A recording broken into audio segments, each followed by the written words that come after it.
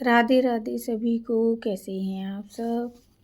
जैसे कि हम सब जानते हैं कार्तिक मास समाप्त होने वाला है, तो इसी माह में पड़ती है सबसे बड़ी एकादशी, जिसे हम कहते हैं प्रबोधिनी एकादशी या देव उठनी एकादशी, देव उत्थान एकादशी कई नामों से विख्यात है। तो इस दिन जो हमारे देव होते हैं वो निद्रा से जाग जाते हैं, उन्हें जगाने का भी ये जो त्यौहार होता है मनाया जाता है देव उत्थान। और तुलसी विवाह का समारोह भी इसी महीने में होता है। तो जो लोग तुलसी विवाह या कार्तिक मास का भी स्नान चल रहा है करते हैं, उनके लिए ये बहुत ही पावन शुभ महीना माना जाता है, जिसमें सबसे बड़ा महत्व होता है दान का। दीपदान, तुलसी पर दीपदान डेली सुबह 4 बज के 4:30 बजे तक ब्रह्म मुहूर्त में आपको उठना है, स्नान आदि करना है। उसी को कार्तिक स्नान कहा जाता है। जो लोग कार्तिक स्नान करते हैं उनको ये व्रत अवश्य ही करना चाहिए प्रबोधिनी एकादशी का, जिससे कि आपके समस्त पापों का नाश हो जाता है। तो आज मैं इसी की कथा पढ़ूंगी। जो लोग प्रबोधिनी एकादशी का व्रत करेंगे, व्रत 2 तारीख को रखा जाएगा, रविवार का दिन है। एकादशी का व्रत 2 तारीख का पड़ रहा है इस बार, और उसका जो पारण है वो 3 तारीख को सोमवार को रहेगा। तो चलिए आज की मैं कथा देव उठनी एकादशी की शुरू करती हूँ। बोलिए बाके बिहारी लाल की जय। तो कार्तिक शुक्ल पक्ष चल रहा है, इसी एकादशी के बारे में युधिष्ठिर जी ने श्री कृष्ण से पूछा। श्री कृष्ण, अब कार्तिक शुक्ल पक्ष में जो एकादशी होती है उसकी महिमा बताइए। भगवान श्री कृष्ण बोले, राजन, कार्तिक के शुक्ल पक्ष में जो एकादशी होती है उसका जैसा वर्णन ब्रह्मा जी ने नारद से किया था वही तुम्हें बताता हूँ। ब्रह्मा जी बोले, मुनि श्रेष्ठ, अब आप सभी पापों को नष्ट करने वाली तथा पुण्य और मुक्ति देने वाली प्रबोधिनी एकादशी का महत्व सुनिए। भागीरथी, गंगा तथा तीर्थ, नदी, समुद्र आदि तभी तक फल देते हैं जब तक प्रबोधिनी एकादशी नहीं आती। कार्तिक मास की शुक्ल पक्ष की प्रबोधिनी एकादशी के व्रत का फल 1000 अश्वमेघ यज्ञ के तथा 100 राजसू यज्ञ के फल के बराबर होता है। नारद जी ने पूछा कि पिताजी, संध्या को भोजन करने से, रात्रि में भोजन करने तथा पूरे दिन उपवास करने से क्या क्या फल मिलता है, उसे आप बताइए। ब्रह्मा जी बोले, नारद, संध्या को भोजन करने से 1 जन्म का, रात्रि में भोजन करने से 2 जन्म का तथा पूरे दिन उपवास करने से 7 जन्म के समस्त पाप नष्ट हो जाते हैं। प्रबोधिनी एकादशी के व्रत के प्रभाव से सुमेरु पर्वत के समान पाप भी क्षण में नष्ट हो जाते हैं। अनेकों पूर्व जन्म के किए हुए बुरे कर्मों का ये प्रबोधिनी एकादशी का व्रत नष्ट कर देता है। जो मनुष्य प्रबोधिनी एकादशी का विधि पूर्वक व्रत करते हैं उन्हें पूर्ण फल की प्राप्ति होती है। बोलो बाके बिहारी लाल की जय। हे मुनीश्वर, जो मनुष्य श्रद्धा पूर्वक थोड़ा भी पुण्य करते हैं उनका ये पुण्य पर्वत के समान अटल हो जाता है। जो मनुष्य हृदय के अंदर ही ऐसा ध्यान करते हैं कि प्रबोधिनी एकादशी का व्रत करूँगा, उनके 100 जन्म के समस्त पाप नष्ट हो जाते हैं। जो मनुष्य प्रबोधिनी एकादशी के दिन रात्रि को जागरण करते हैं उनकी बीती हुई तथा आने वाली 10,000 पीढ़ियाँ विष्णु लोक में जाकर वास करती हैं और नरक में अनेक दुखों को भोगते हुए पितर विष्णु लोक में जाकर सुख भोगते हैं।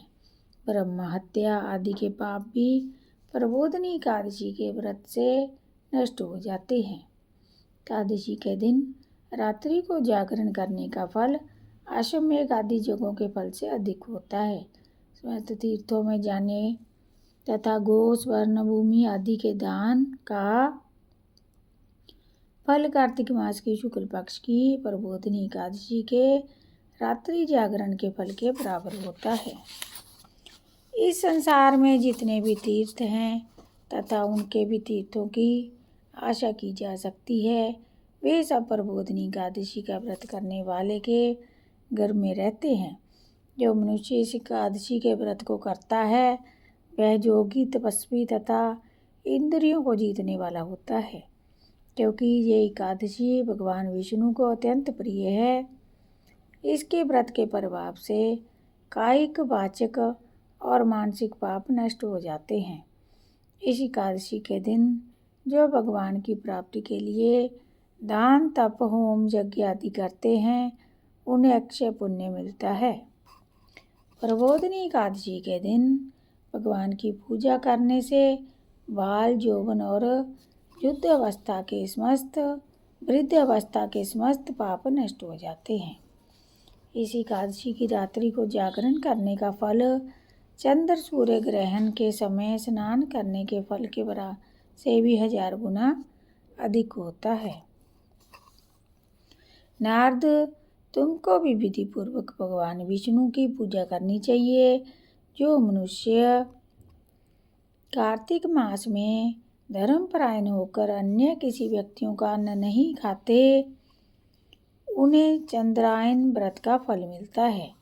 कार्तिक मास में भगवान दान आदि से उतने प्रसन्न नहीं होते जितने कि शास्त्रों की कथा सुनने से प्रसन्न होते हैं।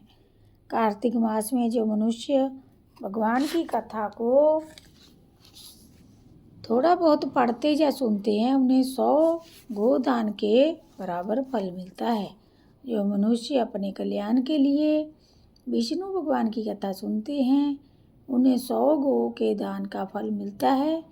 मनुष्य अपने कल्याण के लिए विष्णु भगवान की कथा सुनते हैं, वे अपने कुटुंब का उद्धार करके 1000 गोदान का फल पाते हैं।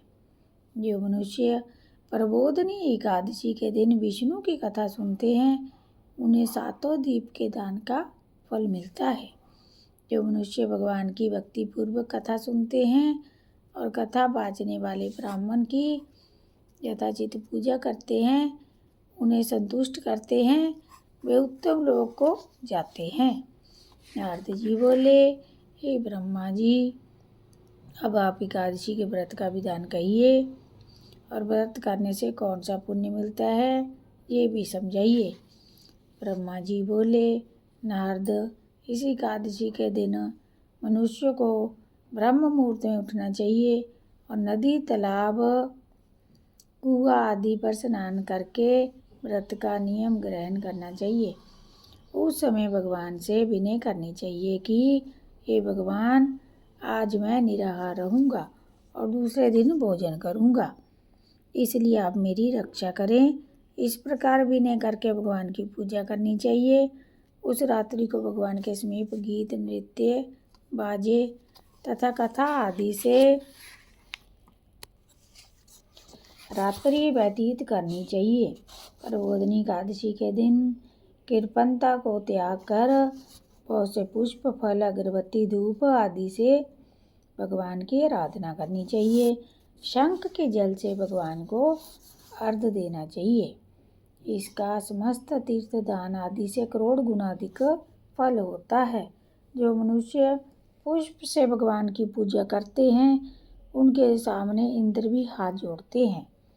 कार्तिक मास में जो बेल पत्र से भगवान की पूजा करते हैं उन्हें अंत में मुक्ति प्राप्त होती है।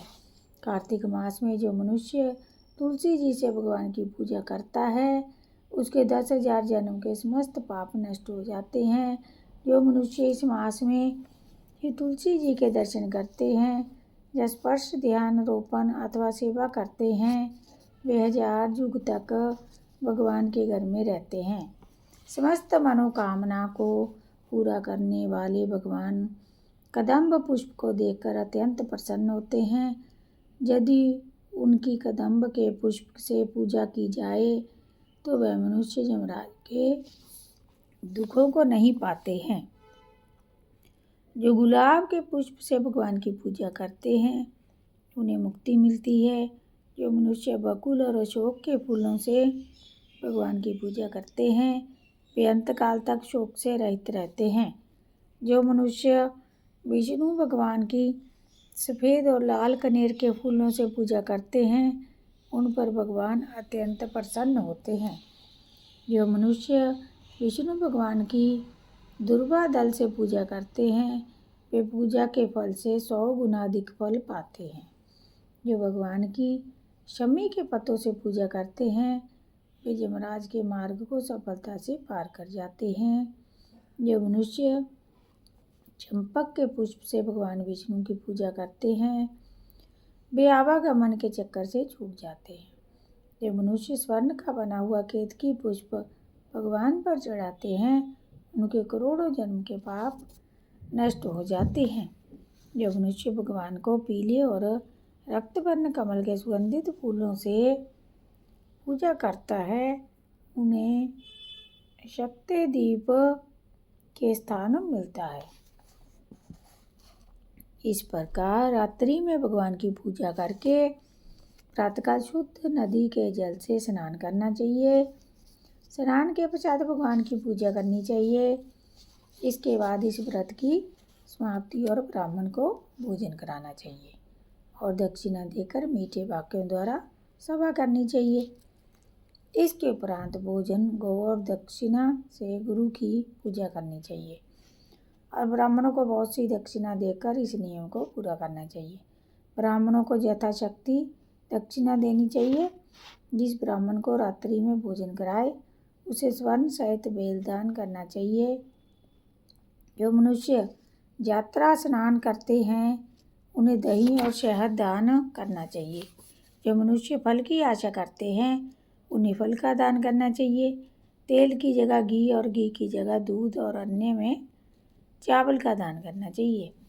जो मनुष्य उस व्रत में भूमि चयन करते हैं उन्हें सब वस्तुओं सहित सैया दान करनी चाहिए। जो मौन धारण करते हैं उन्हें स्वर्ण सहित तिल दान करना चाहिए। जो मनुष्य बालों को धारण करते हैं उन्हें दर्पण दान करना चाहिए। जो मनुष्य कार्तिक मास में उपनाद धारण नहीं करते उन्हें उपनाद धारण दान करना चाहिए। जो उस मास में नमक त्यागते हैं उन्हें शक्कर दान करनी चाहिए। जो मनुष्य नित्य प्रति देव मंदिरों में दीप जलाते हैं उन्हें स्वर्ण या तांबे के दीपक को घी तथा बत्ती सहित दान करना चाहिए। जो मनुष्य चतुर्मास व्रत में जिस वस्तु को त्याग देते हैं उन्हें उस दिन से पुनः ग्रहण करना चाहिए। जो मनुष्य प्रबोधनी एकादशी के दिन विधि पूर्वक व्रत करके अत्यंत उन्हें सुख मिलता है, अंत में वे स्वर्ग को चले जाते हैं। जो मनुष्य चतुर्मास कथा को बिना किसी विघ्न के पूरा करते हैं उन्हें फिर दोबारा जन्म नहीं मिलता। जिन मनुष्यों का व्रत खंडित हो जाता है वह नरक को जाते हैं। जो मनुष्य उस एकादशी के महात्म्य को सुनता है वह पढ़ता है उन्हें वो दान के बराबर फल मिलता है। इस व्रत का सार यही है। स्वाध्याय तपस्या व त्याग की दृष्टि से चतुर्मास का नियम बेहद महत्वपूर्ण है। भगवान श्री विष्णु की भक्ति में लीन होने के लिए ये समय अत्यंत उत्तम होता है। गृहस्थ से बंधा व्यक्ति भी चतुर्मास में भगवान विष्णु की भक्ति का पूरा लाभ उठा सकता है। जय श्री कृष्णा। तो आज की एकादशी व्रत की कथा समाप्त होती है। अगर आपको कथा अच्छी लगे चैनल को सब्सक्राइब करें, लाइक शेयर करें, कमेंट में जय श्री कृष्णा लिखना ना भूलें। भगवान कृष्ण आप पर कृपा बरसाते रहें। और इसी तरह हमारे चैनल पर सभी एकादशी व्रत की कथा अवेलेबल है।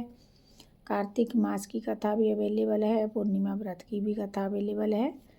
आप जो भी व्रत करते हैं उसकी कथा सुनने के लिए हमारे चैनल को सब्सक्राइब करें और धार्मिक वीडियो बहुत सी देखने के लिए नोटिफिकेशन ऑन करें, बेल आइकन प्रेस करें। आप सभी का आज की कथा सुनने के लिए बहुत बहुत धन्यवाद। जय श्री कृष्णा। राधे राधे।